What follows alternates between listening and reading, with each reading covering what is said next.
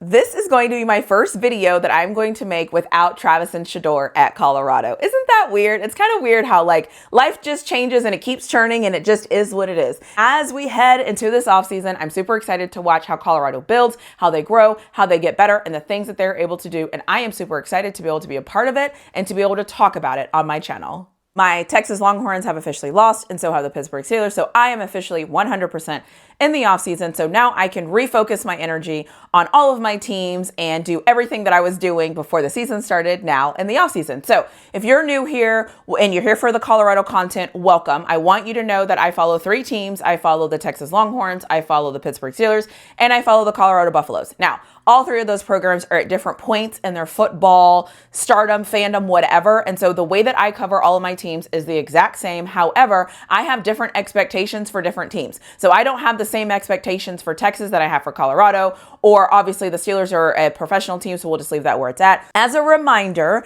I am here and I am talking about the people that Colorado has gotten out of the transfer portal that are trenches and linebackers, because to me and to my eyes, I feel like those were the biggest gaps. So I needed Colorado to get more in the trenches and more at linebackers. The other thing is, we all know, I've been on record as saying, is I am going to start to get worried the closer Colorado gets to 25 people entering the transfer portal. The reason why my number is 25 is because I expect a little bit of attrition, but the closer you got to 25, I felt like that was going to be impacting the starters and the people that actually played last year. We need to retain the people that played this year, not lose them if they don't declare from the draft. So that is how I came up with my number. As of this recording, we're at 19. So we're doing everything we need to do there. So kudos to them for that. I will be honest and say though, the spring portal is coming. So at this point, we're at 19 in the transfer portal. I think that that number is fine. We're trickling up, but we're not at 25. So I think we're good there. So in this video, I am going to talk about the people that I am excited that Colorado was able to get out of the transfer portal. You'll get to hear my why and all the other things as we head more into this offseason.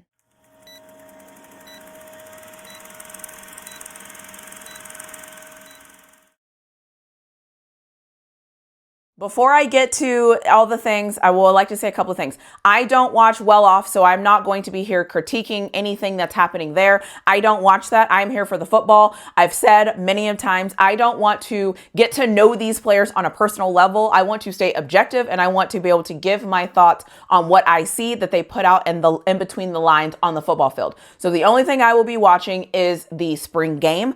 I will look at that. I will be watching the transfer portal, and then I will watch them again on kickoff. That is just how I need to be a fan, because I know myself. And if I get involved and start looking at them personally, my expectations of them as humans will change. I don't want to do that. I want to keep this strictly football. So that is what I'm going to do. The other thing I want to call out here is that Colorado has gotten 17 players out of the transfer portal. And out of those 17 players out of the transfer portal, 10 of those players have been in the trenches or linebackers. So for those of you that thought all season I was being too hard on them, or I was seeing something, or I was wrong, or all those things, come to find out I actually knew what I was talking about. Colorado also realized they had to get better in the trenches and they had to get better linebackers. I'm going to keep saying this until I'm blue in the face. We have to start believing what our eyes are telling us. Stop listening to people tell you that this linebacker group was okay, or that our defensive line was okay, or that our offensive line was okay. It was not okay. It was not okay. And Colorado is showing you that they didn't think that it was okay, and they didn't think they had enough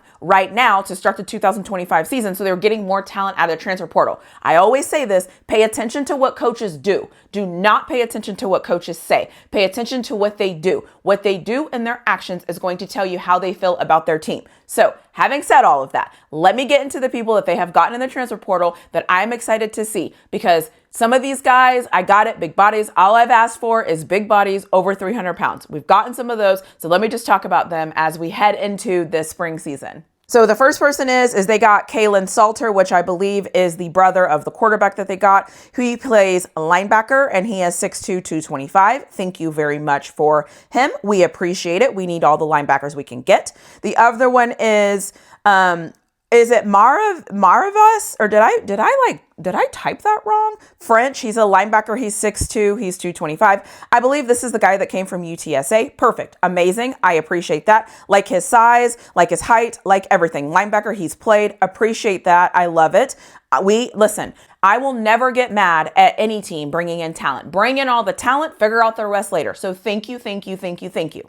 The next thing here is we'll get to the trenches because we know we need them. So Tavion Coleman, he's a defensive lineman. He's 6'1", 300, whatever. I'll leave him where that's at. Gavriel Lightfoot, he's a defensive lineman. He is 6'3", 296, as I have written here. I might find something to see that he's bigger than that, but listen, 296 is better than 275, so I will take it.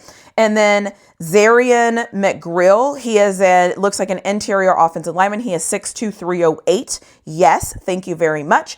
And then Mani Tamani, if I said his name wrong, please somebody tell me. He is an interior offensive lineman. He is 6'4", 345. Yes, please. Yes, please. Yes, please. Yes, please. And then my favorite, because he has some stats, he has a lot of playing time, and I really like him. I think he's going to be very dynamic here in Colorado. Here in Colorado, as if I'm in Colorado, but you got what I'm saying. Is Zy Chrysler. He's 6'6", interior offensive lineman. Hopefully that means he plays guard, and he is 335 pounds. And I love this. I love all of these guys. I love what we are doing. We are getting bigger. We need to get bigger. We need to get stronger. We need to get more physical and all those things. So everything I was talking during the season and the things I started saying during the offseason, it's so funny that Coach Prime agrees with me. He went and got guys that he needed to get over 300 pounds. You have to get better in the trenches and you have to get better linebackers. So what you're seeing Colorado do is make moves to be better at the positions that, in my opinion, cost them 3 games last year. So kudos to them. I'm super proud to see this. This makes me excited to see this. This also makes me feel like they are looking at and assessing the team the exact same way that I am looking at and assessing the team. So kudos to them for that.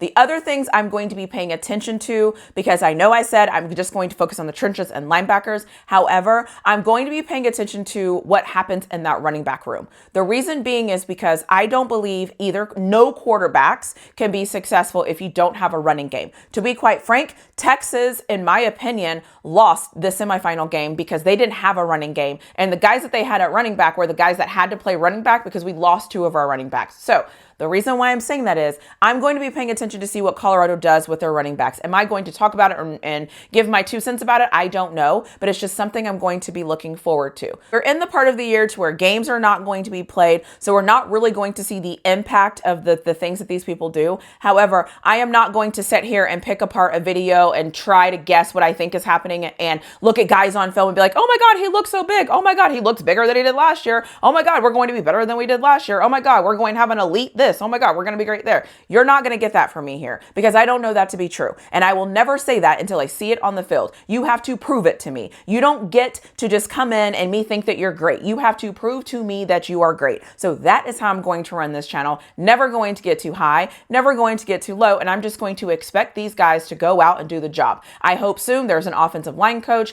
and I hope everything gets figured out and we start moving in the right direction. I will say, I hope that we're going to get another couple of offensive linemen, specifically tackles, and more big bodies, more big bodies, more big bodies. If you can get 5 more, go get 5 more. If you can get 2 more linebackers, go get 2 more linebackers. Load up this defense because we need it. In my opinion, it is our weak spot. And I think we're going to struggle not having Shedeur and Travis on offense. So I hope that we have a plan in place to figure that out. So I am going to end this video here. Sorry for my 2-week drought in Colorado content. I was doing the Texas Longhorns and I was in the Pittsburgh Steelers, then I did the playoffs and then I did the whole series. So I am back on Colorado content. My goal this offseason is to do at least 1 Colorado video a week. If there's nothing to report, I'm not going to make a Colorado video just to make a Colorado video. I am going to make videos when something happens or when I think something needs my attention. That is just what you're going to get from me. So that's how we're going to roll. That's what I'm going to do. So thank you for watching this video. If you have anything you want to say, let me know in the comment section below. Any questions, or if there has been something that has happened